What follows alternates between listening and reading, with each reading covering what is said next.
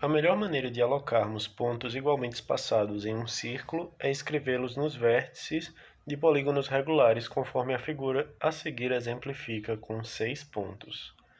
Para alocarmos 36 pontos igualmente espaçados em um círculo de raio 1, a distância mínima entre eles deve ser aproximadamente, use seno de 5 graus igual a 0,08. Então, quando a gente separa uma circunferência em pontos igualmente espaçados, a quantidade de pontos vai determinar quantos setores iguais a gente vai obter, certo? Por exemplo, aqui com 6 pontos, a gente obteve 6 setores iguais, certo? Ok, e qual é o ângulo de cada setor?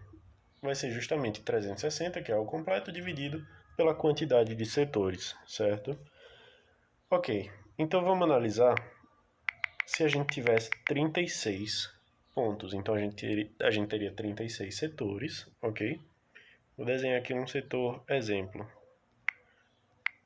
A gente teria 36 setores iguais. E onde nos pontos iniciais e finais desse setor, né, do arco desse setor, a gente ia ter aí os pontos igualmente espaçados, certo? Então a gente tem quantos graus aqui nesse setor? Se a gente tem 360 graus dividido para 36 setores, a gente vai ter 10 graus em cada setor, certo? 10 graus vai ser a medida do ângulo de cada setor. Aí qual é a distância entre esses dois pontos, que é o que ele pede? É essa distância em linha reta aqui, ó, certo? Isso vai deixar a gente com um triângulo isósceles, ok? De ângulo 10 graus, certo? Dessa forma aqui, ó. Vou desenhar ele assim para ficar mais simples. Onde a gente tem um ponto aqui, outro ponto aqui.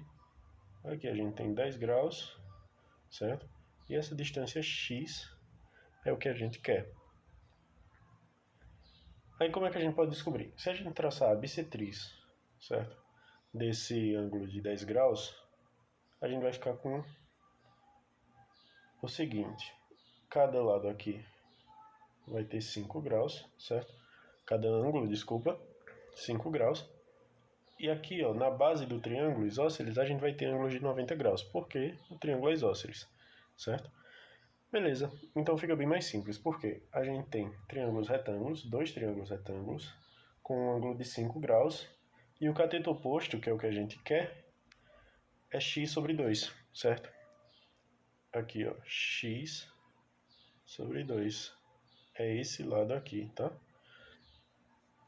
E a hipotenusa, vale quanto? Vale 1, certo? Porque a hipotenusa é o raio da circunferência. Ele diz, aqui ó, na questão, que o círculo é de raio 1.